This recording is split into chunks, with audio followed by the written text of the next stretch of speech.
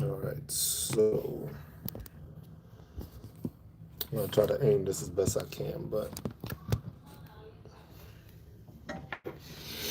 see how we do today. This is the veteran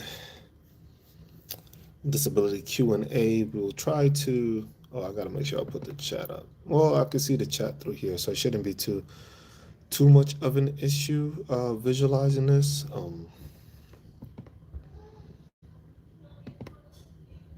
But it's just making sure that we can, see the stuff we need to.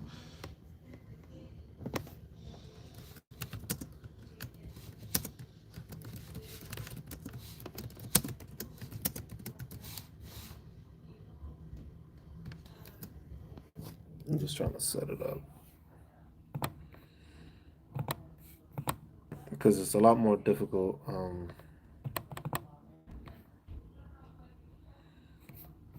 A lot more difficult to deal with it in this manner. Just basically because I'm not home, I'm not on my computer, so we're just doing it live off my phone. And hopefully, battery doesn't drain too much, but we'll keep on going about it like this.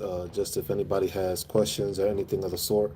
The biggest thing I wanted to go over today was looking into probably like Project 2025 and just looking into the different aspects of it, different things that are contained in it. I've been looking into it and I haven't read the whole thing. I just basically made sure to pay attention to the the aspect of it where it concerns veteran affairs. I'm gonna try to make a video on this, which is basically gonna be like a full breakdown of the veteran affairs issues with Project 2025, so that way it's highlighted and then veterans can actually see where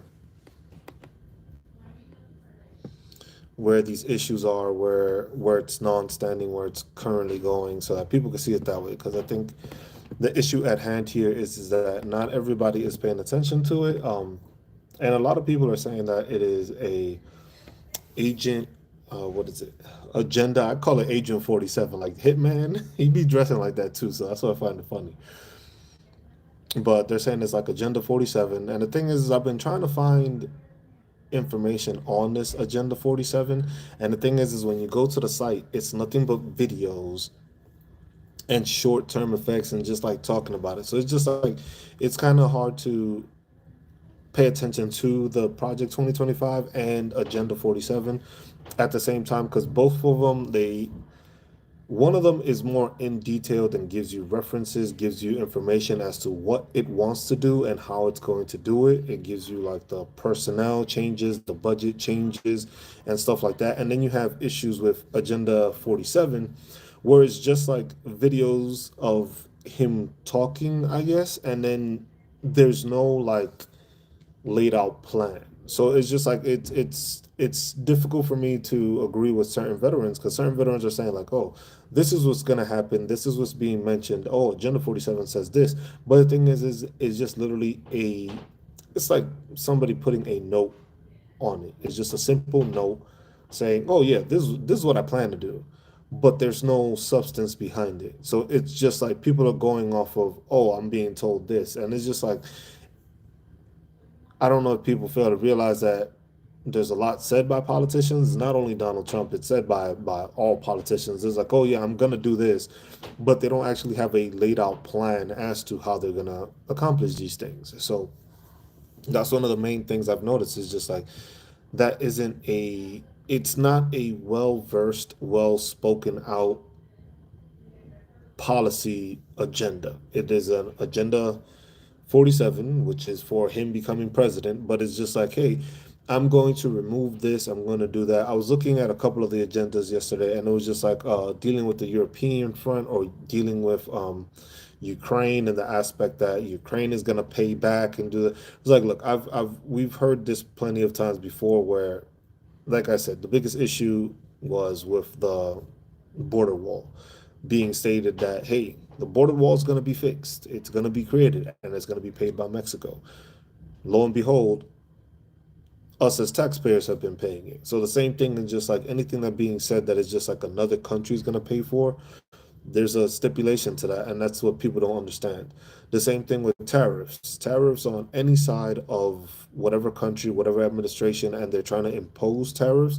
What happens with the tariffs is that we end up paying for it, not the actual country. Because the thing is people fail to realize that when the tariff happens, like let's say the one he's stating with China, that tariff is going to be placed on the American people. Why? Because yes, you're charging China for the goods and services being served over here. But what does China do? China just raises the prices on those goods and services in order to compensate for the amount that they're being charged. So basically, what ends up happening is that us as the taxpayers and us as the consumer end up paying more for whatever goods we receive from China so that they cover the tariff that will be implemented on them. So that's what people need to understand, that it's just like a tariff is like, yes, it sounds good because the thing is you are charging the other country for importing stuff, which China does import a whole bunch of stuff to us, but they don't pay as much. But the thing is the way businesses do it is just like, hey, the same way produce goes up, or the scarcity of resources goes up, if they're being paid more for it, the company doesn't keep that and just say it's like, oh, I'm gonna absolve that difference, or I'm gonna absolve that payment. No, they push it onto the consumer. So then when prices start shooting up, the consumer pays for it for them to pay for their stuff. So that's one thing I wanted to mention also about the tariffs and stuff like that. But if you haven't read the Project 2025, it's called the man. Let me say it correctly. It is Mandate for Leadership: The Conservative Promise.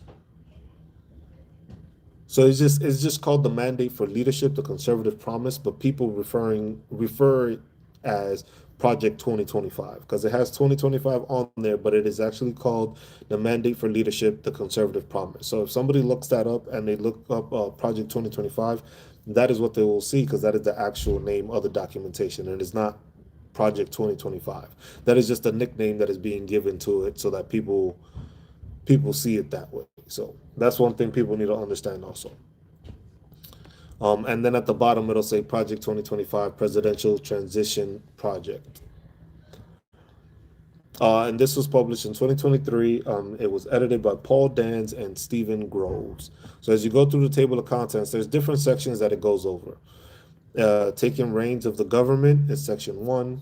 The common defense is section 2, which is another one I need to go more in depth in because it talks about the Department of Defense, the Department of Homeland Security, the Department of State, the intelligence community, media agencies concerning U.S. Agency for Global Media or Corporations for Public Broadcasting, or the Agency for International Development.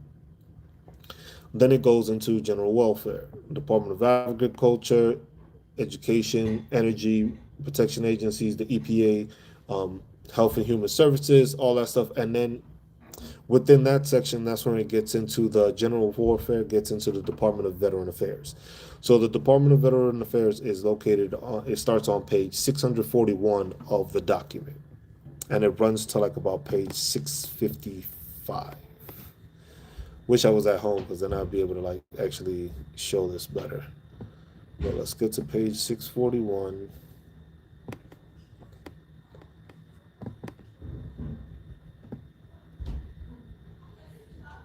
So what happens at first is just basically they provide a mission statement, but it goes to the overview, it goes into the historical accomplishments and what they've done over it. So it gives you a brief rundown so that people understand this is what's going on, while also throwing shade at the different administrations. But it basically starts off like it talks about the Veterans Health Administration, it talks about the Veterans Benefits Administration. So it goes into both of those, and it breaks it down basically where it states that it's needed reforms. Now you got to keep in mind that these are needed reforms that they feel need to be done for the Veteran Affairs Administration or the Veterans Health Administration to succeed and become more efficient or become better. Now, within this document, there's a bunch of stuff that I did agree with, that it did sound good on paper. And then there's a bunch of stuff that doesn't sound good and actually takes away from veterans. So that's why it's like important for people to read the whole thing.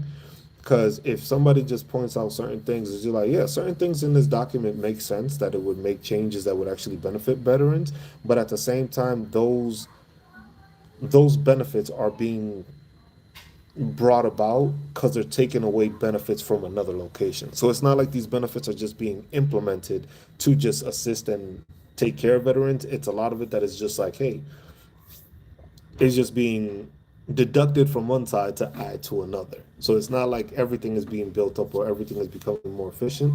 It's a we're gonna get this better on this side, but we're gonna remove this side kind of thing. Uh, so the one thing that starts from the beginning, like the first one that starts off is rescinding all departmental clinical policy directives that are contrary to principles of conservative governance, starting with abortion services and gender reassignment surgery. So with this one, it's just basically they're saying that like, look, it doesn't align with service connected conditions that warrant the VA actually providing this type of service. So the thing is like abortion services and gender reassignment, they basically see it like, hey, that has nothing to do with the military. So the military shouldn't be providing, or the VA shouldn't be providing these services to that point. They should not be providing that services to that point. Hi, Mama. We sit on the toe. Okay, you'll be okay. Go back upstairs. Go back upstairs, please. I want to go downstairs. Go back upstairs, please. To sleep. Go to sleep then. Oh, that was just it. Um, we're at our sister-in-law's, so this is why the stream is like this. And not on PC where y'all can actually show y'all the document so y'all can see it on there. Like I said, I'll make a video basically going through everything, but that's the one thing I'm not sure how people feel about it. Whether it's abortion services or gender reassignment services, like, hey, there are veterans that were going through that process while they were joining the military, and then there's some that weren't. The abortion services, just like, hey, we do have female um, veterans, which I think that is something that, hey, the issue being that abortion is trying to be removed completely off the board in the country, and then the VA does provide it, but it provides it for female veterans. It's not a random it's not a service that just gives to everybody. It's for female veterans that if they want to obtain an abortion, the services are there to provide. So that's something that it's always you got to keep in mind. It's for the female veteran community. This doesn't affect the the male community. It's for the female community. But they're basically trying to the NIDA reform. That's how they started off. This is what we want to remove. This is what we want to get. Then it leads into shifting the veteran demographics. It says of the approximately 18 million veterans alive today, roughly 9.1 million are enrolled for VA healthcare. So only 9.1 out of the 18 million. So basically, we're sitting at 50% of veterans that are actually enrolled in the VA healthcare. 6.4 out of those 9 million are actually using the services consistently. So there's a lot of us that are veterans, like we've been enrolled, we've done our disability claims, we either get 100% or we don't get 100%, but it's 6.4 million of these veterans that are actually using it on a basis of, hey, I get seen weekly, or I have an appointment monthly, or whether it's using it as a, let's say you're using it for, I know my laptop is probably like wheezing and stuff, and I hear that. But you hear it as like veterans using it because hey, some of us use the chiropractor. Some of us go to the chiropractor, use the chiropractor as best we can. Some of us go to mental health issues, and we go to psychiatrists, whether weekly, monthly, or whatever the case, or you go to physical therapy for any issues that may be from a surgery or from a back injury, knee injury, whatever the case. So only 6.4 million veterans are actually using that on a definitive basis. And then they try to explain that it's being split between two different resources. So they're seeing it as two different groups. They're seeing it as groups over 65 and over, which are using it, and then they're putting it down to 65 and lower, which, and it says these 6.4 million veterans are split almost evenly between those who are over age of 65 and those who are under age of 65. But the share of the VA's healthcare dollars is spent predominantly in the over 65 cohort. So the share increases significantly as the veterans live longer and use the VHA program. So I have an issue with that because it's just like, hey, are you saying that the issue is that it's increasing because of the fact that more 65 and older? It was just like, I would take that as a good thing that us as veterans are actually living longer, due to the fact that, hey, a lot of us, like I said, the 65 and older generation is usually the Vietnam veteran war veterans, which dealt with Agent Orange, dealt with stuff differently. The military was not the same in those days, and the care was not the same. The technological advances that we've gotten from the past 60 years is a big change from when Vietnam War veterans were actually receiving care and going through care in the VA system. So that's something that it bothers me when they say that it's just like, oh, it's split between 65 and up and 65 and lower, where there's only 6.4 million veterans actually using the healthcare, but we have 18 million veterans alive, which is actually closer to 19 million since they produced this. Um, so with those numbers alone, you have 19 million people, 19 million veterans that are still, veterans. So fails to what I fail to understand is just like, you have this amount of veterans, so shouldn't your budget be proposed to basically cover this amount of veterans instead of worrying about, oh, there might be an increase or there might be a decrease? If you already know there's 18 million veterans, yes, all 18 million veterans do not require health care. But at the same time, out of those 18 million veterans, if every veteran decided to go and get seen for something, you would put the VA in a constraint regardless because of the fact that you didn't think that, hey, all these service members are going to use it. A lot of it is like, hey, a lot of it is pride. A lot of it is going through the system and, hey, we don't go to sick call or we don't go get seen by the doc or whatever the case may be. And that takes a toll on people because later on in life, you have these developments. Especially now, the PACT Act has caused a lot of increases in disability claims. And that's why, because they weren't expecting that. They weren't expecting so many people to actually reach out and get care. But you have all these Vietnam veterans that were going to the VA, but then also a lot of them were not getting their health care covered or their issues covered that were pertaining to their time in service, but it wasn't connected.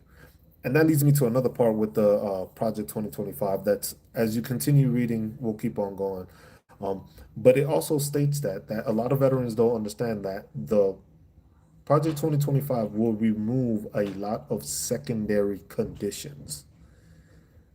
And that's the thing that I think is being overlooked by veterans when they're talking about it. It's just like, oh, Project 2025 isn't that bad. It was just like a lot of veterans have gotten their 100% P&T by secondary conditions. It isn't because of their primaries, because a lot of the times they didn't get the primary because they didn't go to the military or they didn't get serviced while in service. They didn't get any documentation. So if you're going to remove a lot of secondaries for a lot of veterans, they're going to lose out on a lot of percentages because of the fact that, hey, a lot of people have it like, if you got tinnitus, causes migraines, migraines causes this, or whatever the case may be. If you have all these connected, service connected that have been aggravated by a primary, you would not be able to claim those anymore. So that I think is a big effect where a lot of these issues that we deal with are connected and worsen and they cause other issues because your body ends up compensating for one side or compensating for another. So that's something that people need to realize and don't really pay too much mind to because they don't realize that, hey, secondary effects are one of the biggest cause for ratings and it causes a lot of veterans to gain extra ratings. If you have tinnitus, that could go to tinnitus is one of the main ones that gets claimed as a primary, and then you have a lot that come from secondary. So it causes migraines, it causes insomnia because you can't sleep because of the ringing of the ear. All those different items get bundled in. But let's say you had tinnitus, but now you can't claim. Oh, no, claims is I'm not sure. Can you describe level of what is the NEMR claims? I have not heard about that. That's the first time I hear that mentioned. Let me look that up. NEMR claims. Can you elaborate on what that is? So I'm not entirely sure what NEMR. NEMR claims are VA disability compensation claims for veterans and the survivors who believe their conditions are related to exposure to Agent Orange or other herbicides during the Vietnam War. These claims are named after the 1986 class action lawsuit filed by Vietnam veterans led by Alfred Nemmer against the VA. The lawsuit alleges that the VA delayed recognizing disabilities linked to herbicide exposure, and the settlement established new rules for VA disability claims. Okay, so the old Agent Orange claim. So, so the thing is just like those are two things, and I have not heard about them actually connecting those two items because I know there was a lot of claims prior. The thing is what the PACT Act did was basically it gave you a it made it like a presumptive list as to, hey, these are the issues that we know happened because basically the VA didn't do any medical treatments or anything like that or any research concerning what the old Agent Orange and all the herbicides and all that stuff happened to those Vietnam vets. They didn't do any research prior to that. That after probably this lawsuit, which was in 1986, so even then that is still another 40 years ago basically, that they decided to look into this. But all these old Agent Orange claims, you should be able to claim them now. The problem is that they're not going to back pay you. I can assure you that they're not going to try to back pay you for that. Yes, some will be because the thing is some will be reopened because of the fact. But the thing is you got to remember the veteran has to make sure to do that because the VA is not going to go out of their way to reopen claims. So that's where it's just like that's where as veterans we need to make sure that that's being put out there because if you had an old Agent Orange claim and the pack that came out, that's something you need to relook at and then call the VA and be like, hey, how do I go about this process? Do I have this reopened, like you're saying, or do I have to submit another claim? But I already have the documentation and the information from my old claim. So that's the thing. A lot of people have these claims already in the system. The PACT Act is just basically saying like, yes, we now understand that these may have been issues that were caused by it. So that's all the PACT Act is doing, is basically letting veterans know like, yes, now we have documentation and we've done the research and it shows, yes, these things are tied to Agent Orange. So if you had an Agent Orange claim and you had it before, it would definitely be the best benefit to go ahead and restart on that. But like I said, go about it in the way of asking a VSO. Because the thing is I'm not sure what happens if it's reopened or if you refile. So I'm not sure what the difference is in those scenarios. Because hey, I would love to have it that if it's a reopening of the case and they see that they were right, I would love to have it. I would substitute in place of my father. Okay, so that's why I would just ask a VSO because that would be the better way of doing it. Because there I'm not entirely sure what the reopening it and the reclaiming it is. Because the thing is, if it's reopening it and y'all gonna get back pay for, I don't even know if they'll go that far back for back pay. But at least you know something may be retroactively given back because of the fact that you had this claim and it might not have been approved then or was denied then. So if you have that claim, at least you can show like, hey, I made this claim here, but it's like almost having like a higher level review. When you get one of those disability claims denied now, you can do a higher level review. He was denied and it got reopened. Okay. So yeah, if he's going through the process, he should go. But the thing is I'm not. How does it happen after that? Because if it got reopened, then probably means that the VA has gone through a bunch of the stuff and they're reopening it. Why? Because they see that a lot of these veterans deal with these issues. Like I said, there's a bunch of veterans. There was a news article. I forget what. I'm sorry to hear that. I'm sorry to hear that. Would you, in the case like that, if it got reopened, because then you should be able to receive the indemnity claims. You should be able to talk to. You should go and talk to a VSO, because then the thing is if it got reopened, it's showing that he passed away from one of these issues.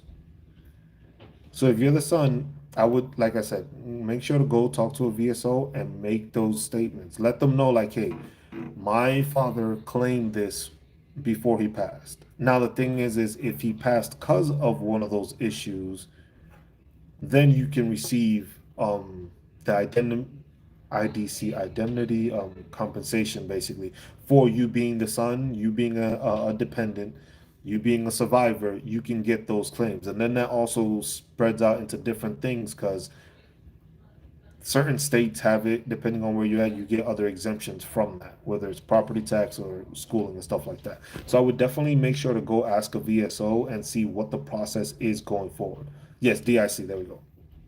So I would definitely ask the VSO to see how that is, because the thing is I know with the DIC claims, it's always that you have to, it has to be notated and shown that the service member passed away because of that service connected issue.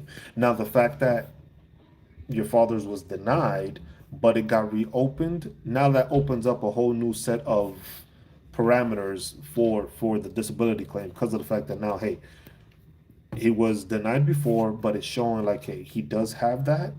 And if he passed away because of that, then you can provide that information, and then that should be able to get you a DIC. But that, like I said, that in there, in those, in that notion, I am not too experienced with past DIC, especially with something that it was just like a claim that happened a long time ago. Because most of the time with the DIC, I notice that it's just something that it's a recent within the last 5 years kind of thing. But if it's something that's farther back, that would probably be better to get expert advice from a VSO, or even try to see if you can speak to a lawyer to see what the process is. Because that's the one thing that has not been clarified with the whole PACT Act and all those service members that got denied prior. So was the cancer caused by the Agent Orange though?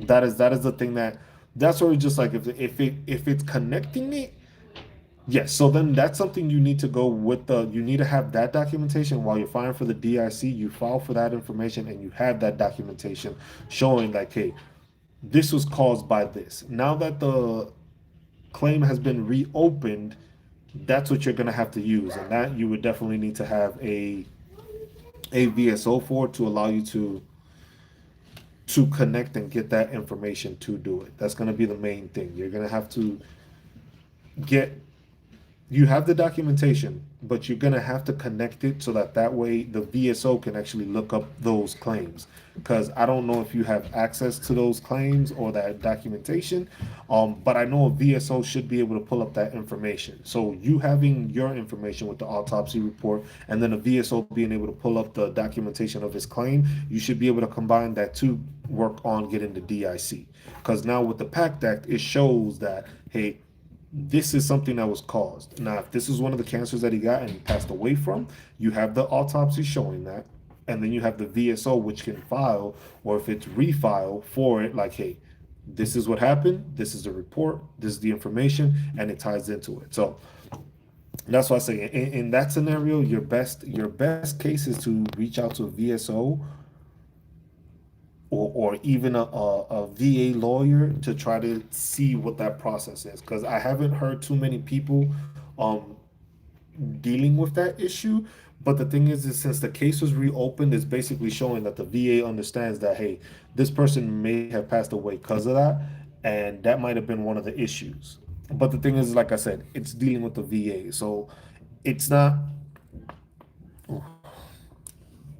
it's not a simple it's not a simple just like this is gonna happen kind of thing. So that's why I say the best thing is like if you're gonna file for the DIC, go through the VSO talk to them directly and ask them the questions you need to ask them. You already have the information. It got reopened. The PACT Act is basically supporting the claim of why your father passed, and then you're putting that together to file for the DIC. So that's where it's just like I said, a VSO would be best there, because there I'm not, like I said, I'm not too well versed in that area of past claims, because that would be a claim that if he filed it after the Vietnam era, that was a claim that's at least 40 plus years old. Well, more than 40 plus years old. It's almost like 50 plus years old claim that he possibly filed when he filed it. So that's what I'm saying. It's just like going into his VA claims. Okay, so you're doing the necessary stuff. So you're just waiting on a decision. The thing is like I said, a lot of veterans, because I did research on that part also. It was just like 64% of veterans that claimed for the PACT Act stuff, a lot of the 64% of them were denied at first for issues that were clearly presumptive and were tied to their time in service or their location in service. So that's why I say don't if it gets denied, make sure you're appealing it, because like I said, you have the documentation and you have everything you've put on there. But it's best to go through a VSO or somebody that can get you quicker access to see the claims, because I would believe the VSO should be able to pull up your father's claims. So that way it just has it there and it's tied into it, so that anything else that might be on that autopsy report can be connected to his claims that may have been denied at that point. So basically it gives you more information to actually put into that claim, into that review while you're waiting for it. So since you're waiting on the VA right now, I would just wait. But like in the case that, hey, they do say denied, which in this case clearly they shouldn't, just make sure to try to see if you can get those VSO claims or those old claims that were made. It's been remanded 3 times. Shit. Oh, in those, I don't know what to. I'm not sure how to advise you at that point. Because the thing is you're still waiting and it's still there. It was just like, in cases like that, sometimes a lawyer comes in handy. Um, but at the same time, it's just like, even with lawyers, veterans don't always win, and that's the unfortunate part of it. But you have the stuff that shows it. Now, the best thing I can assure you is, like, if you have that documentation, keep trying to find more. Keep trying to find more ways to connect it, more ways to show that that was the cause and stuff like that. Because that's the thing, is just like a lot of the times the VA, what's giving the problem is that since people don't have the documentation of any sort prior, the VA makes it a fight to make it shown that it happened during service. Even though that's why it bothers me with the PACT Act. It's just like, you're saying that these people could have developed this because of their time in their service, but then you still want them to connect it to their time in service, which it just doesn't make sense. It was like, you're asking veterans to provide information and stuff like that, but the VA is understanding that you got these issues, or possibly could have gotten these issues, because that's the thing, that's how they put it. You possibly could have gotten this cancer from there. So it's just like, that's where it gets like it gets lost in the sauce, I'll say, is the best way of putting it, because of the fact that they're saying, hey, we understand that you might have developed this, but then the thing is showing and proving that you actually developed it because of the military, which is kind of like dumbfounded, because it's just like, you're making a policy basically stating that we understand that you may have contracted this, or this may have developed because of your time in service, but since you don't have anything showing that, you see what I'm saying? So that's where it becomes difficult when it comes to these fights, because it's like, we're fighting to show something that they understand can happen. But them is just like, hey, how can we show that it actually did happen, kind of thing. But you're basically making policies and changes saying that this did happen and it can happen, but we still need to show you proof that it happened while in service. Which, if you were, yeah, and trust me, love, I understand that completely.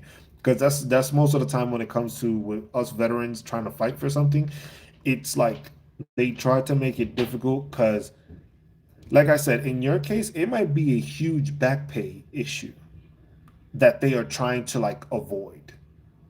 Because the thing is no matter how long far, it's just like if you had this claim and it was there and it was denied and you're reviewing it and it's showing that, they're probably trying to fight you because they want you to give up. And that's what I've noticed with a lot of the VA sometimes is just like they want the veteran to give up. Because the thing is with some veterans, it's just like, yeah, see that? And that's what it is. It's just like they want you to give up because they don't want to do the extra legwork. They want the service member to do the legwork. But they understand that a lot of, like I said, it's 18 million, what was it? 18 million, almost 19 million veterans today alive. Only 6.4 use it consistently, and only 9 million, only half of us actually use the VA. So the thing is just like they don't want to pay out money. They want people to make sure to prove like what the issues are. And that's why I say like in cases like that, it's just like they want you to. So then is that also part of the issue? Because then the thing is if he didn't have you on the record, they're probably trying to figure out if you were on the record or you see what I'm saying? That might be one of the other causes to the fight. I was just like if they had no idea you existed, that means you weren't on his file or on the records, which like I said, the records back then were not maintained like how they are now. Everything now is digital now. Then everything was paperwork. So if that paperwork was part of that fire that got lost, that causes a lot of issue because a lot of people tend to forget that a lot of those Vietnam eras lost. Yeah, you were submitted, okay. But then the thing is the fact that, like you said, they had no idea he had a son. So that makes it difficult for them. So if you were submitted and they didn't have any idea, so for you trying to file this claim, they're trying to figure out. It's just like you see what I'm saying? It's them being confusing and them doing what they do, and that's what causes those issues. Because the thing is now they're looking at it, they're trying to find every perspective to say no. Because it's like, oh well, we didn't know about the kid, we didn't know about this, we didn't know about the cancer, we didn't know about this. So it's just like they're basically trying to avoid whichever way possible to be like, hey, you know what? There's nothing tying it to us is basically what they're trying. There's nothing tying it to the military, and that's what they're trying to argue, and that's what they're trying to find ways, and that's why you're probably having such a hard time because it's just like, so if everything was concerned, I don't know what to tell you then, love. Because if you've done all the due diligence, you've done everything you've had to, but the VA is just a VA. The VA is like you have to keep on fighting with it, and at times it's like there's people that have been fighting for years, years, years, and I'm assuming you've been doing the same. So it's just like just keep the fight and don't let up. If you can find more information, more documentation, or more stuff that can help you with your claim, do so. Whatever you can think of, think outside the box. And that's what I like to tell a lot of veterans. Think outside the box of different stuff that would assist you with your claim, whether it's medical records of some sort or buddy statements of some sort or just like anything that would help cause that, you need to find and you need to add that to what it is. Because the thing is like, look, if the judge is already agreeing that yes, they understand that, it's just like it shouldn't be taking that long of a process because they already understand. Like you said, it was confirmed by the judge. So you're dealing with a lot of issues where it's just like they're just taking their time. And the thing is unfortunately with the VA, there's no quick answer button with them. It's usually like they said for review boards, it can take up to a year or longer. And in a case like this, it'll probably they're gonna go on the longer side instead of the short, even though you have all the documentation. So that's why it's just like preparing yourself for that. But because like I said with my issue, mine isn't as severe as yours. But when I was in service, severe ankle sprain, messed my thing up bad that I still deal with it because it didn't heal the right way. I went through physical therapy. I went through profiles. I went through physical therapy for like a year and a half trying to get this damn ankle back to normal. And I was still denied when I filed for my ankle. Even though I showed all the documentation of the physical therapy, I showed all the times I went, I showed all the, I showed the X-ray, the MRI. The MRI showed it was hemmed up. The X-ray didn't show any breaks, so they were like, "Oh, well, there's nothing wrong here."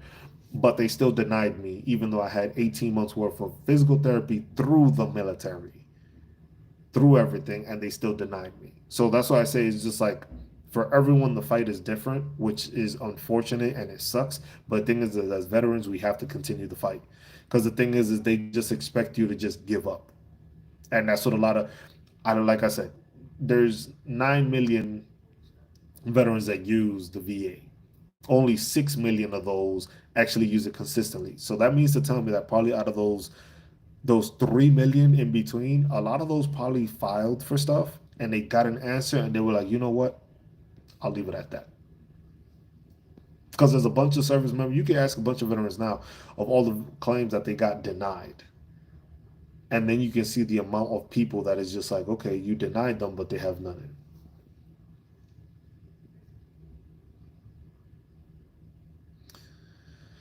Yes, my records were submitted. My doctor of 15 years, my father is clear, it's just mine.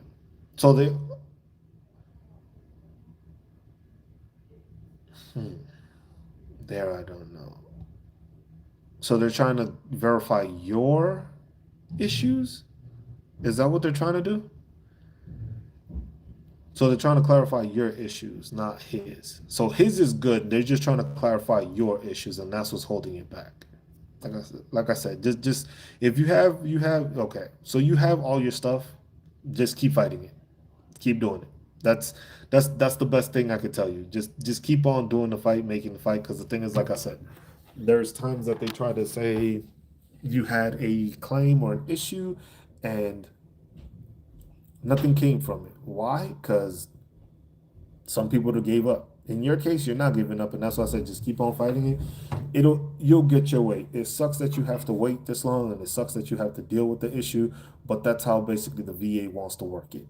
They're gonna take their time.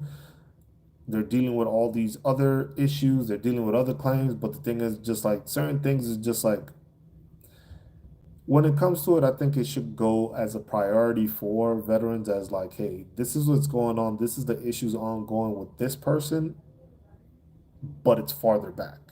The farther back the issue, I think those issues should take priority over the more recent claims. Not to say that they shouldn't, or legacy claim, yeah. It should, but the thing is just like it should not be that it's the same timetable for somebody that served in the Vietnam era or a little bit after that compared to somebody that just recently got out. So basically, it's just like, hey, make sure, because the thing is a lot of those claims are the ones that take up and backlog a lot of the VA. You have veterans that have submitted stuff years in advance, way back in time.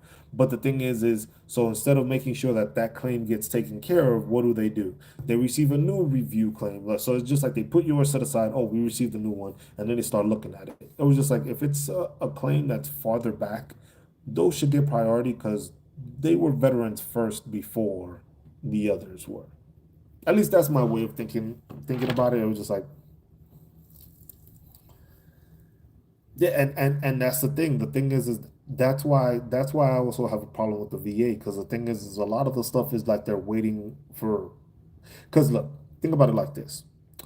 You mean to tell me that the pact that came out in 2022, when it's been almost 50 years from the war, a lot of these veterans are like 70 plus, or like how the Project 2025 even states it, 65 plus. A lot of them have passed. A lot of them have passed because of the fact that they didn't know they could get care. A lot of them have passed because they're dealing with the issues and can't afford or couldn't afford to go to the doctor and pay for it because the insurance wasn't paying for it, but the military wasn't paying for it either. So there's a lot of stuff that is just like we should be taking care of the vets, the older vets. Yeah, and that's what I'm saying. That's the unfortunate part that is just like we should be taking care of vets. The older the vet, we should be making sure they're taken care of first. Cause yeah, and I'm sorry to hear that, man. I really am. I'm really sorry to hear that.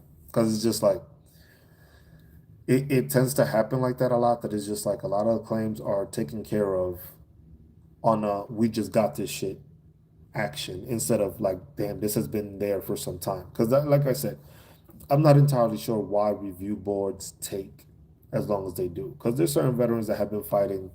I was just like, if you check, there's a couple of like forums, there's like Facebook groups and different stuff like that where you hear veterans talk about like, oh, I just got my 100% after like 15 years.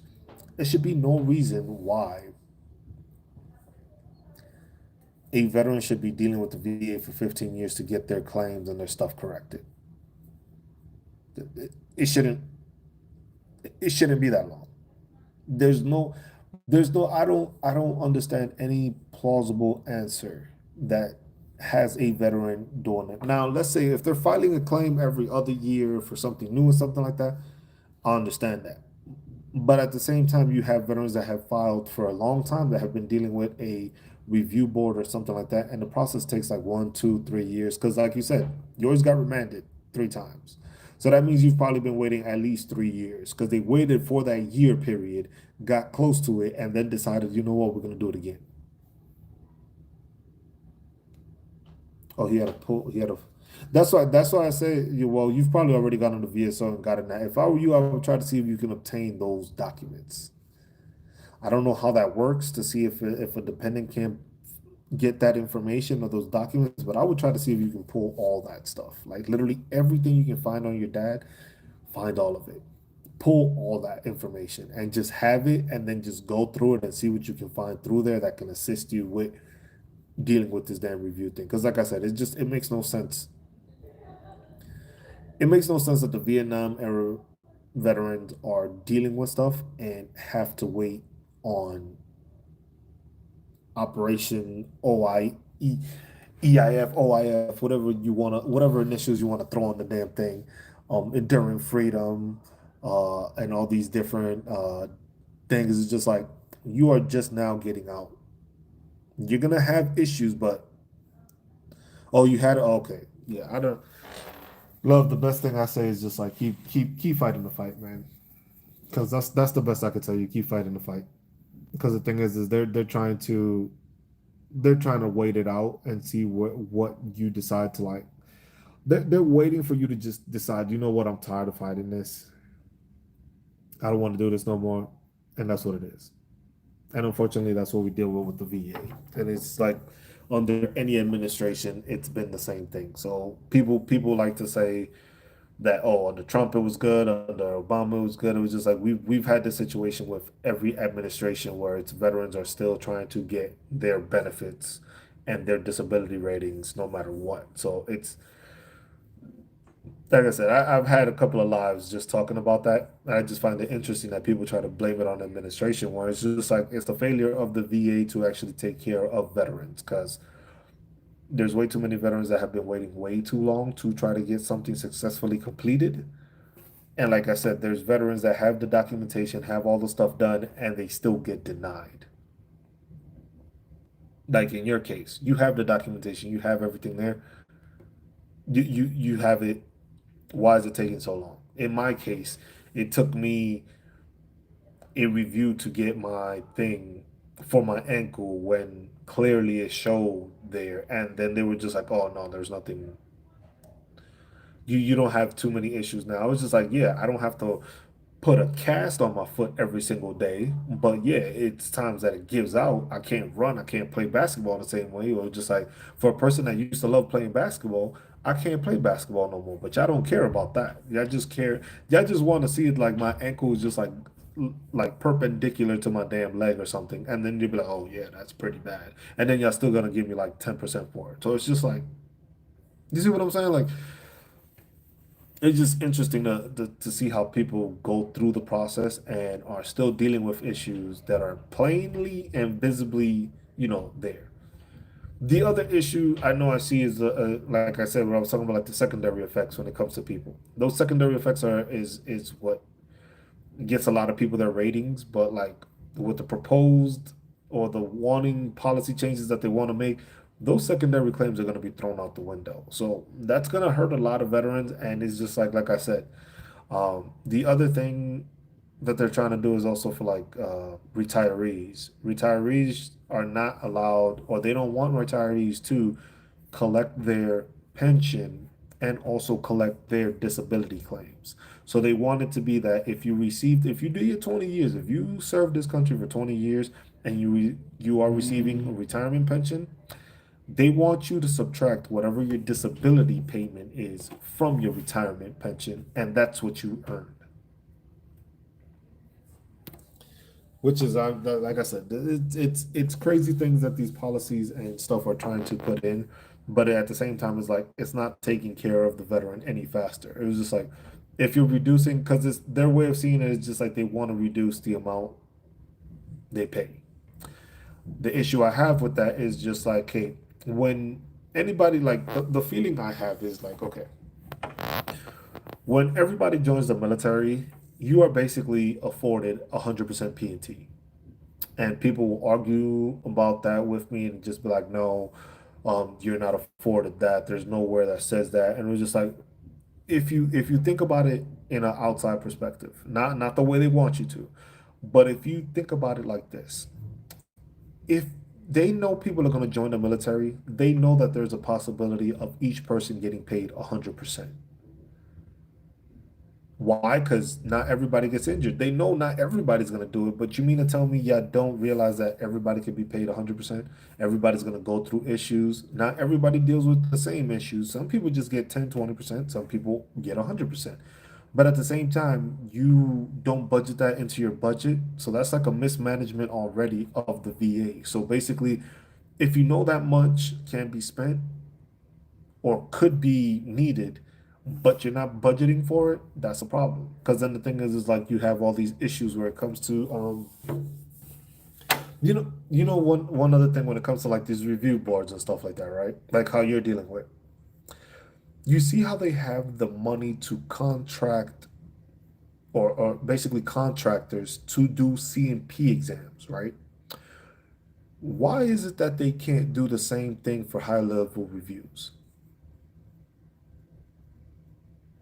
Why is it that y'all have the money to make sure people go through the C&P exam, but y'all don't put the extra money to actually get these higher level reviews taken care of faster? So basically, you can use that same money instead of needing more people to go through C&P because people can wait for C&P exams. If you speed up the process of higher level reviews, that opens up a lot more time for people to get their claims actually viewed and taken care of instead of, waiting 2, 3 years or whatever the case may be, and then having service members fight for an extended amount of time to get stuff done where it doesn't get done. Why? Because they either don't have the people or they just don't want to deal with it.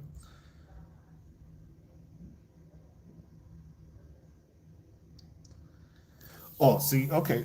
Oh no, love. So that's a good sign then. That is a definitely good sign because then that basically is them saying like, hey, we messed up. You on the good side then.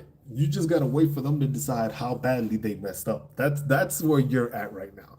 If they made a decision and they're basically stating that hey, it was an error on the VA, you on the good side. You just waiting for them to tell you how badly they messed up.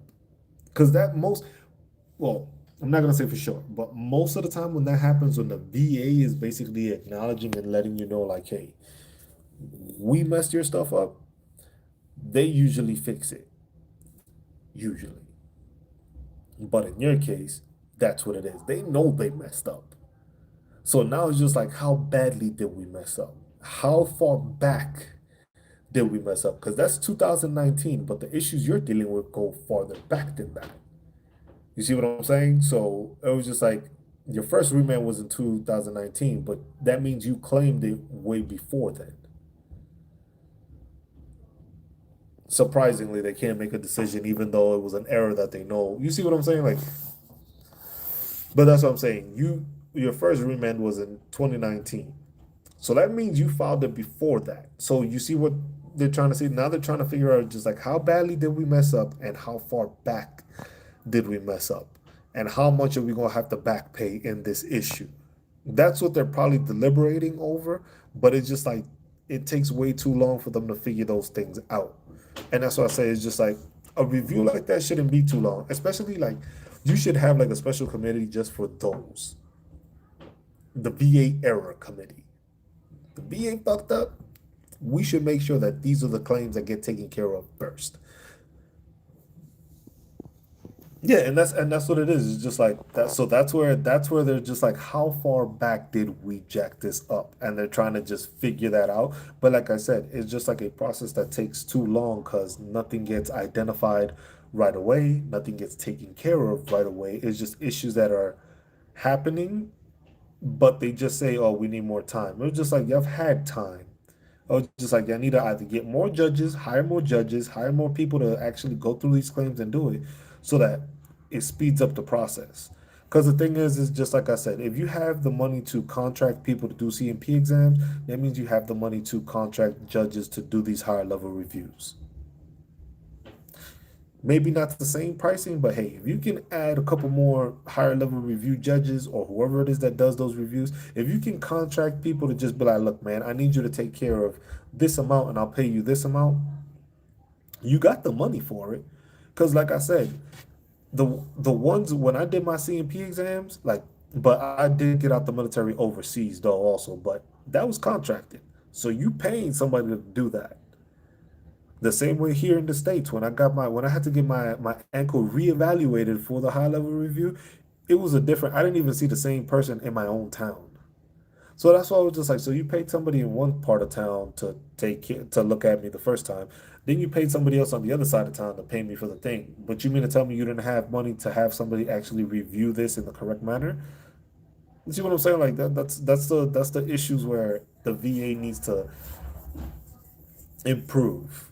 And it's just like I said, there's a bunch of reforms and stuff that people are talking about that they think, oh, this will benefit us, this will work. But the thing is, at the same time, it's just like the stuff actually has to be followed through on, because there's too many veterans right now that are dealing with issues. There's too much things that are going on that is just like, hey, we want to cut funding in this area to, help in this other area. And that's where I think the problem is. Just like, I don't think any funding should be taken away.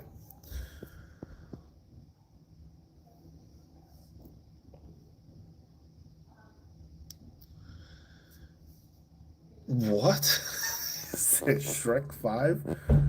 I'm not even a fan of. I'm not gonna say I'm not a fan, but I haven't watched them enough to put that into mind. They do what they want to do. You'll see if you like it or not. I'm not too adept on those things. It's more of a, when's the next war movie gonna come out? More of a thing. Heard Deadpool and Wolverine. I haven't heard any reviews from it. I've seen a bunch of like little snippets of it, of them bringing back old people, but that's about it. But like I said, when it comes to the budget and stuff like that, there's a lot of budget stuff that they want to change. There's a lot of stuff they want to implement. There's stuff that they just want to like flip over when it comes to Project 2025 or Agent. I call it Agent 47 for some reason. It's an Agenda 47. But all these changes and all these stuffs are being implemented, and they're trying to implement. But the thing is just like I said, a lot of us veterans are not being informed and don't know of these changes. So in the case of, I think it's within, I forget where it is. They're trying to make it also in Project 2025. They're trying to make it that you cannot file after a certain amount of time. So in the case of like ULove, like they're basically trying to take that away. Negative. But that's the stuff that people need to understand. That it's just like when it comes to those issues, they're not there. People are not understanding like, hey, you have a bunch of veterans that are 65 years old and higher. Those are the Vietnam era ones. You have a bunch of veterans now that are going to be coming out from the Iraq wars, the Afghanistan wars, all that stuff. Everything from there, those are going to be another influx of veterans jumping into it. Because right now we're sitting at like around 19 million. That's going to increase by a bunch within these next couple of years, because most of them have been retiring these past couple of years. And now, some veterans do those extra couple of 3, 4, 5, 6 years after they join, and that's going to continue to go. The 2019 hearing was to confirm what I am applying for my benefits and my father's benefits. Okay. So basically you had that, but then you didn't get anything till 2024, and that's when they couldn't make a decision. But then, like I said, if they're saying that it was on error that they couldn't make a decision, that means that you probably have some leverage in the issue, and that's where they're trying to find out what the leverage is and where they're gonna back pay it to. That's the issue that you're most likely dealing with. Love is just like, where's your back pay gonna take you? Is it gonna be your claim and your father's claim, or how far back from your father's claim are they gonna go? Is the thing, and that's where they have to do that, because you got to think about it. That'd be a lot of calculation on back pay. That's a lot of back pay money. And the thing is you know what it is.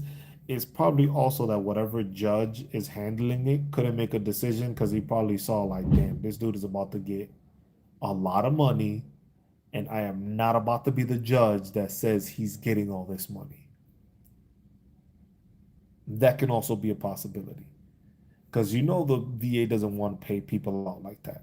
But if you have somebody that's just like, damn, this review is showing that this person is going to get back paid in the in the very heavy category, they're gonna be like, you know what? I'm not putting my name to this. My name is not gonna be associated with this VA news update on this claim and stuff like that. So that's why it's just like it happens that way. It's not always that case, but like I said, you just have to keep on fighting the issue, fighting that, to make sure that you understand what's going on, but just keep fighting it. Do not give up, because that's what they want you to do. They want you to get tired of it, or they want you to get old enough that you can't do nothing about it. But that's where sometimes it's like, hey, if you have to make sure to get like a lawyer or something like that to help push the stuff through, that's what you got to make sure you're doing. Because the thing is like I said, like you said it, your father had a claim and he passed away. You have your claims. I'm not sure how old you are or how your health is, but at the same time, it's just like you still got to take care of yourself, but you just got to keep fighting that fight. And if you have kids now and stuff like that, that's something that's just like you have to try to figure it out, because it's stuff like that has different it has different I wouldn't say consequences, but it has benefits and consequences when it comes to dealing with it like that. Because with a lot of veterans, is like I said, a lot of veterans don't get their stuff at the right time. They get it after the fact. So let's say if you needed it, you had 100%, but you didn't, and now your kids were in college or something like that. Those kids ain't receiving those benefits. Then they don't retroactive those benefits. So that's why it's also like, if the VA were to actually retroactively go back, and that's what I'm saying. It was just like you had that confirmed and it was submitted, but look, it took them going through a hearing for them to acknowledge that you were actually his son. So it's just like that's just a delaying factor that you keep on adding stuff and stuff like to get it determined, but it's just like from the get, that shouldn't have had to go to a damn hearing to figure out if you were the son or not. You see what I'm saying? Like that, it's a waste of resources to if you have the documentation and you show your damn birth certificate and it has your father's signature on it and all that. I think that's wow, 2003. That's 21 years of dealing with this shit. That's what I say. Like stuff like that, there should be no reason why anybody should be dealing with anything for that long. There should be no reason. That's why it's just like the VA gets its bad reputation and stuff like that. When somebody's been dealing with any kind of issue over 5 years, that's a problem. How those aren't the cases that get the attention that they need and all that stuff. And that's what I'm saying. That's the crazy part. How something like that is taking that long to actually be looked at and go through is crazy to me. There should be like, if anything, right now, put me in charge of the VA. I'll fix the VA up. I know I can fix the VA up. But the thing is just like, something like that. Like, look, if you have anything that's over 5 years, that's priority. Any claim or anything like that that's over 5 years, there should be nothing of that sort because there should, like I said, there's veterans that are like, oh, 15 years later, I finally got my 100% PNT. Now, for some, it's just like they're just fighting to get the claims higher. But in cases like yours, it's like you have an issue that you've been dealing with since plus 20 years. Should be no reason why it's taking that long to actually get that stuff to be taken care of and actually be fulfilled to actually assist a veteran for that. Well, that's the thing, because most people, like I said, the VA doesn't expect you or don't think you're gonna actually continue the fight. And that's what people need to understand. The VA is more of a, you know what, this person's gonna give up. I won't see them again. They won't ask any questions or whatever the case. And that's what it tends to lean towards. It's just like veterans will usually just give up on their claim. Veterans usually will not fight. Some veterans, like, look, there's so many veterans that I know that are just like, yeah, and that's the thing. Since he passed, they were just like they left it alone. But the thing is that should have been taken care of, even though after he passed. Because the thing is if that was something he was claiming that he can prove that, but like I said, it just makes it difficult to deal with when it comes to veteran issues because of that. Because it's just like you have too many veterans that are dealing with stuff. And like I said, most of the time they just don't expect you to continue the fight as a veteran. They don't expect you to continue working towards getting your benefits. They expect because like I said, there's a bunch of veterans. I know there's a bunch of veterans that have like TDIU, so they're the total dependency. I forget. I keep on forgetting all the damn acronyms, but they have TDIU and they're getting paid at the 100%. But that, see, he was granted 100% after his death. See, and that's what I'm saying. It's just like posthumously. I can't say that word, but that's when they're giving it to you. But there's a lot of veterans that deal with the issues that they just don't want to fight because they, like a lot of veterans like to say, like, don't poke the bear, which is like the problem I think that we have is just like everybody's telling people like, hey, don't poke the bear, don't poke the bear. A lot of veterans don't get their benefits and don't get their ratings because they don't poke the bear. It was just like, the amount of times and the amount of veterans that have left claims alone because the VA basically said denied. And some people were just like, oh, they denied it. And they just left it. Even though they knew they had the issue, even though they know they're dealing with the issue, they just decided, you know what, I'm not gonna file anymore. I'm gonna just leave it. I'm not gonna appeal this decision. I'm not gonna do that. And they just leave it at that. A lot of veterans are just staying like 90% and just like, you know what, I don't want to fight anymore because I'm scared I might lose the percentage. And that's why it's hard for me to do that because with veterans, I tell them, it's like, look, if you got the injuries, you got the documentation, file. There's no, you're gonna get deductions on stuff like that. If you're going and you're getting medicated or you're getting physical therapy or you're getting all this stuff, poke the bear, poke the VA. The bear is the VA. And as we can see, a lot of the times that bear ain't doing shit until we poke it. The VA a lot of times is just denying stuff because it's easy for them to say deny because they know what? A lot of veterans, a lot of military service, hey, look, we know how to take a L. We take the L and we keep it moving.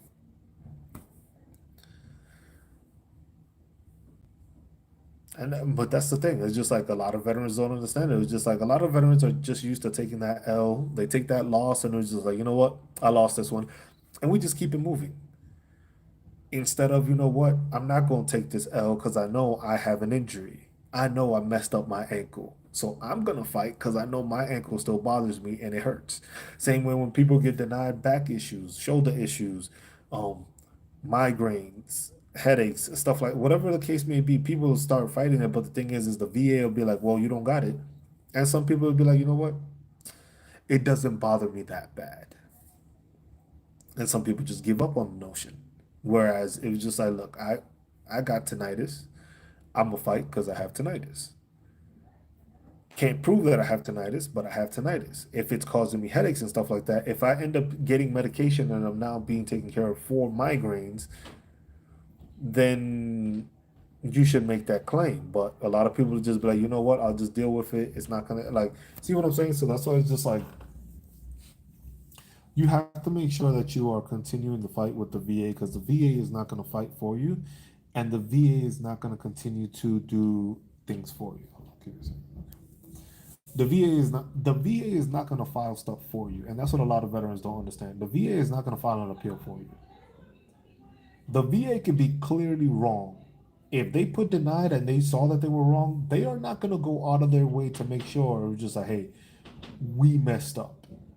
We're going to make this right, and then they fix it.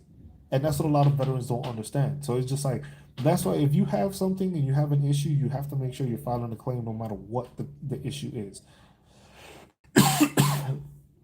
File that claim, file that appeal. Even if you might be wrong, if the appeal goes through and it's just like, look, you couldn't provide anything worthwhile, then fine. But at least make sure you're appealing it, because the thing is the VA is not gonna make that. They're not gonna say, yeah, we messed up.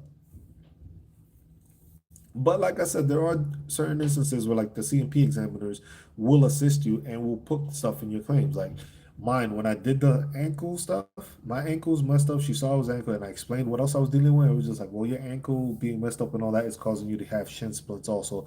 That's why you're also getting that pain. She put in the claim shin splints. I didn't even add that. She added it for me. But that's because it was a CMP examiner that actually wanted to assist veterans wholeheartedly. Like she was all for assisting, and she was just like, "Oh yeah." She was like, because it was surprising, like, because when I was talking to her, she was, "Oh, that's good." I was just like, "What?" I was like, I was confused at first because I thought she was saying like, "Oh, that's good. That's a good injury." Like, what the fuck do you mean? And then she's like, "No, no, no. What I mean is like what you're saying is good the for me to write down and put into the file because you're basically saying like, hey, this is what's causing it, this is what's injured, and this is what it is. This helps the reviewer in a better way." She's like, so what you're saying is good. And I was just like, oh, okay. I thought you were just like happy for me to be in. I like, that confusing moment, but yeah, and that's why the PACT Act is that's why the PACT Act has been a good piece of legislation to assist veterans. The only problem is the handling of the PACT Act is what's been crap. Because the thing is, just like I said, it was a report on CNN of they took down the numbers and all that stuff, and you can pull up the VA the PACT Act dashboard. Matter of fact, I can pull that up now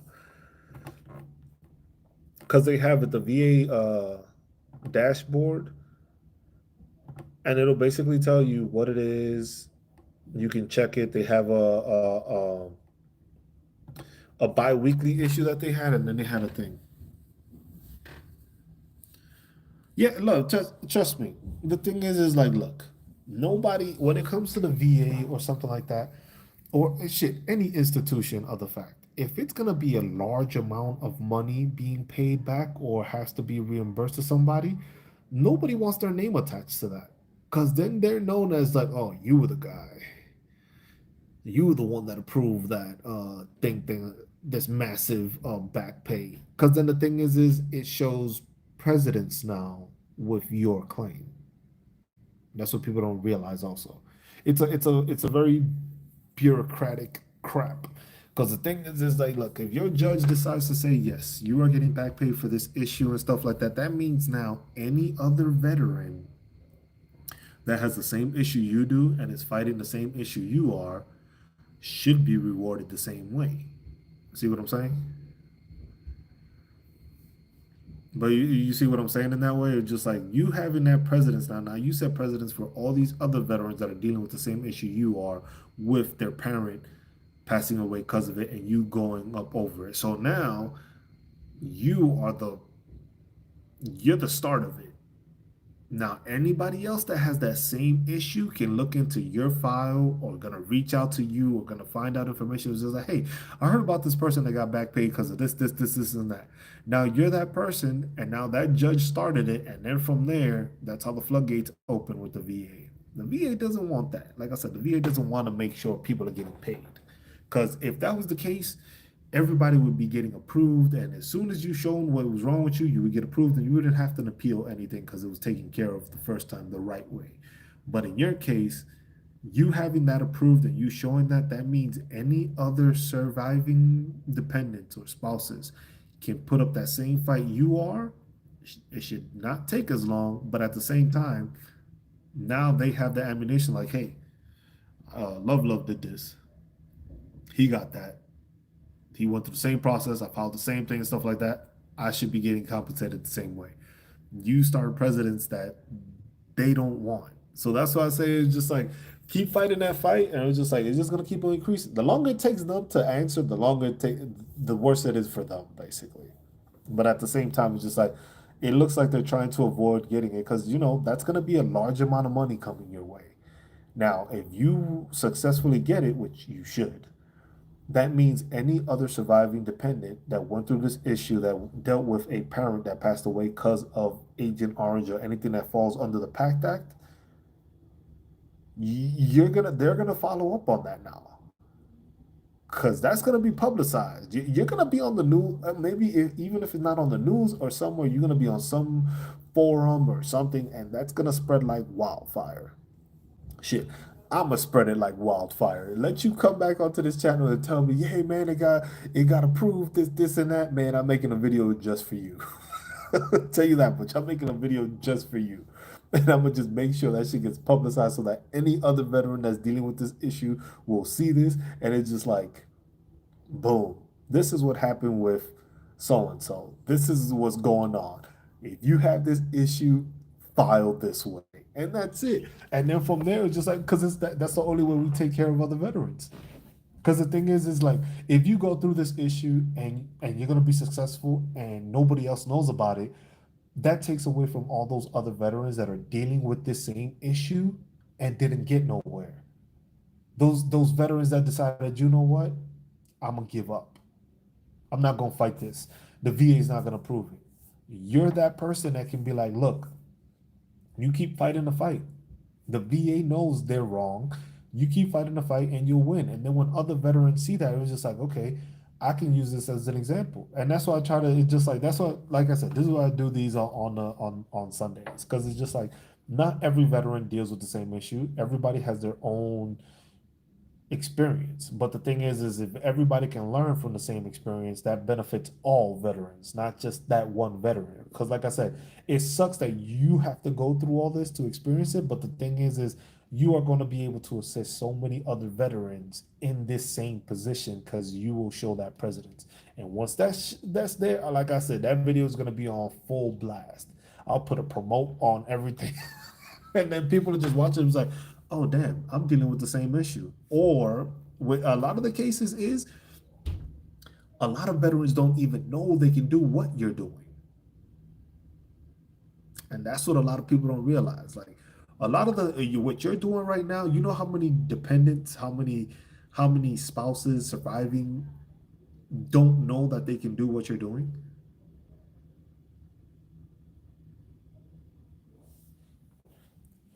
It could be all those people from the Vietnam era that something happened that they passed because of Agent Orange or anything that happened in those days while they were in Vietnam. A lot of those dependents have no idea that they can do what you're doing right now.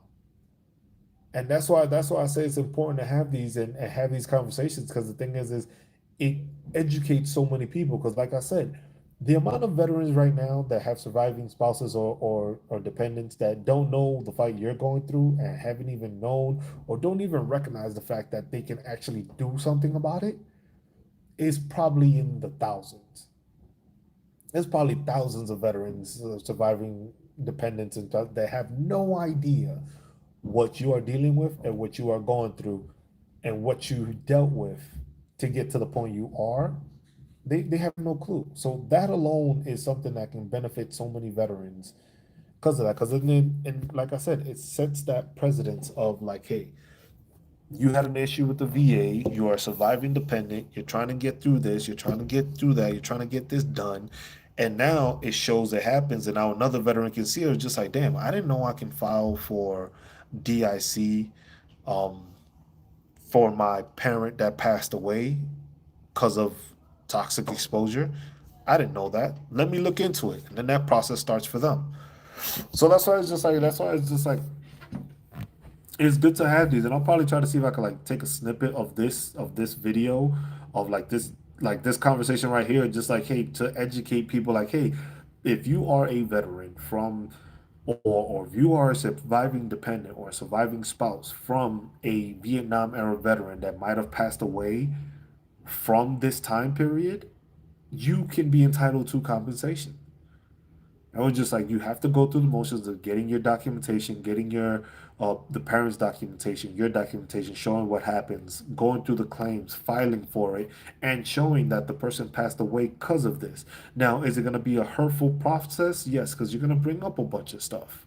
But at the end of the day, you will be taken care of better because you fought for the benefits that you were not notified you were supposed to get, and benefits that you didn't even know existed because of the fact that the VA didn't lay mention to it, the Veteran Association didn't lead mention to it.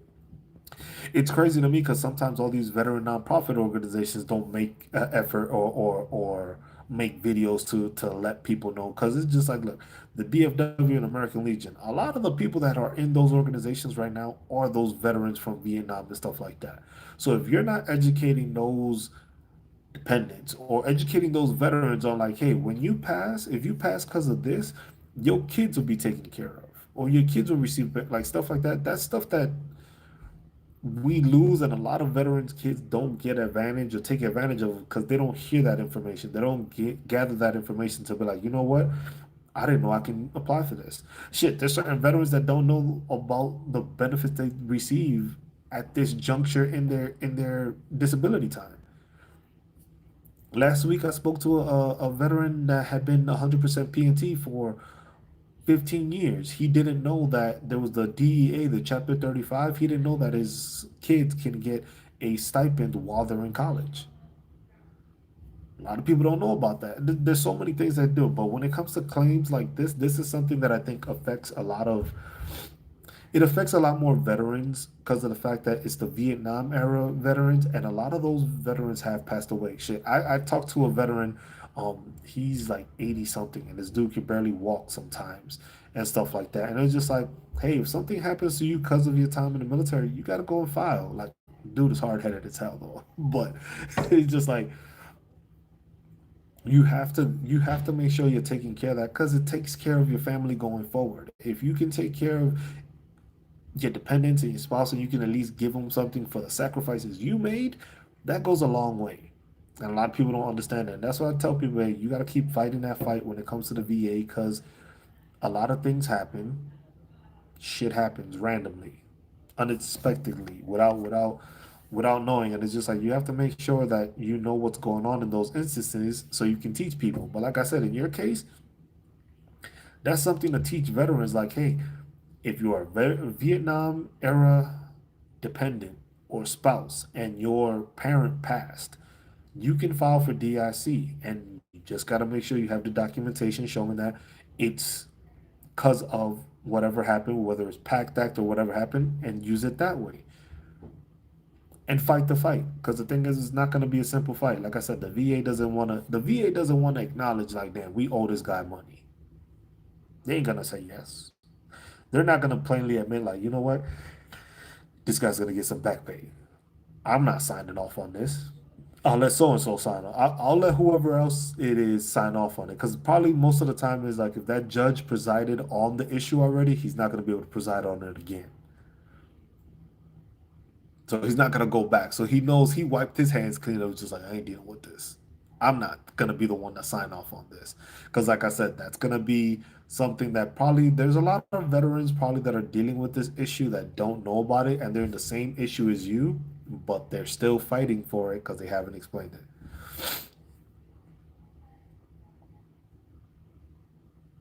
it.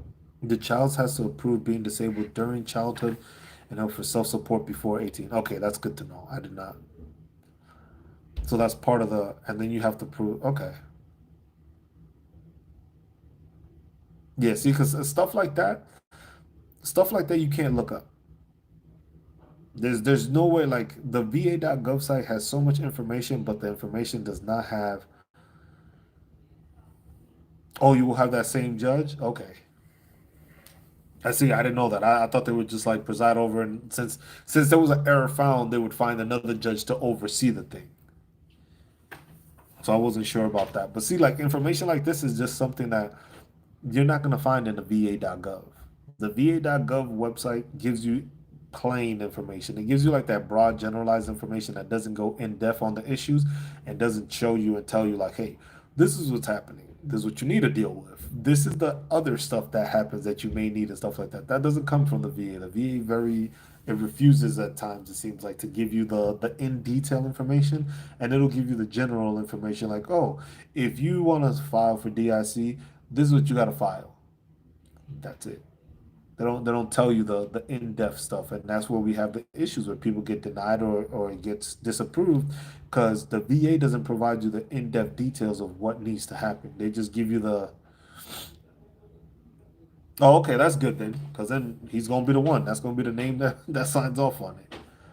But that's what I said. Like the VA doesn't do a good job of explaining and going in depth on all these issues to explain it. Neither does the active military, because me getting out, my VA instruction was trash, and I know with a lot of veterans getting out now, their instruction is trash. So they don't know what they're supposed to file, how they're supposed to file, how to organize their documentation, what documentation they need, or what can help them.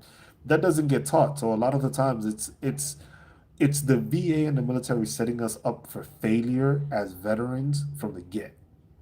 So it's like that's why we gotta make sure we're educating people and telling them like, hey, this is what needs to happen. But love, I am going to be calling it. I'll be ending this live. But please make sure you subscribe to the channel. Let me know. I do these every Sunday. I do a little pop up stream every now and then. Please make sure to keep coming back and keep me notified about this so that we can. I want to make a video about your situation. I would definitely want to make a video just to make sure that veterans are aware and are getting this information. So please, I do this every Sunday, 12 noon Central Time. If you can stop by, just like give me updates, or you can check my email is on the channel page. If you can email me and just like, hey, just say this. Okay, so he's aware of what the hell is going on too, so that shouldn't make it too difficult. But like I said, he doesn't want to put his name on that president's. But like I said, if you can, I would really appreciate you just giving me updates here and there, letting me know what the process is, when the process concludes, and stuff like that. Because I'll definitely be wanting to ask you questions, so that way I can make a video basically pertaining to like, hey, this is what's needed, this is what's not needed, and just basically making sure to say like, hey, if you are a Vietnam era dependent or stuff like that, so that way I can make sure, and I'll make sure to make videos on it and just keep people updated. Like, hey, this is a story we have. I don't need your personal information or anything like that. Just like what you went through the process, so that way I can explain it to people and people will understand. Like, okay, I could deal with that. My parent went through Vietnam. This is what I'm dealing with. So that way we can keep on educating veterans. Because, like I said, a lot of the issues now, you've been dealing with this since 2003. A lot of veterans within these next couple of years, there's going to be a lot more veterans dealing with that situation. Because a lot of those Vietnam era vets are getting up there in age. So there's going to be a lot of veterans and a lot of people. I appreciate that. There's gonna be a lot of veterans and people that are dealing with the same issue, and to be able to give them information that allows them to know what they have to do in order to make sure they get their benefits and do it the correct way goes a long way, instead of them having to go through a lawyer or something like that where they have to pay. Where this is information that it's free, it's from another a veteran dependent that's going through it, and it allows people to gain knowledge just through like assisting people. Just spreading the word of mouth for all these veteran dependents and spouses goes a long way. Yeah, I hate the fact that you've gone through this long road and I have to deal with it. But I just want you to know that this long road will be well worth it, because you will win, and you will assist so many other dependents and kids going forward after this, that you don't even realize the effect that you will have with winning this battle. So I say I appreciate you for going through it. I hate the fact that you went through it and are still going through it, but I appreciate you because you are fighting the fight and you will help so many other dependents and spouses going forward with this issue. So I appreciate you for that, and I want to thank you for that. But I'll call it because I need to get back on the road. I actually need to get back to my house because I am currently in the sister-in-law's house. So we will do another one. We might do a little pop-up stream. Nah, I'll be tired by the time we get back. We'll do a pop-up stream at some point throughout the week. And I'll try making a couple more videos to try to get all this stuff situated and stuff like that. But definitely this is a video I would love to make. Just to be able to assist a lot of those Vietnam Vietnam era dependents and spouses or surviving spouses so that they have a way forward and they have assistance going forward with the sacrifices that their parents made. So again, love, I appreciate you. Thank you for tuning in. Thank you for being here.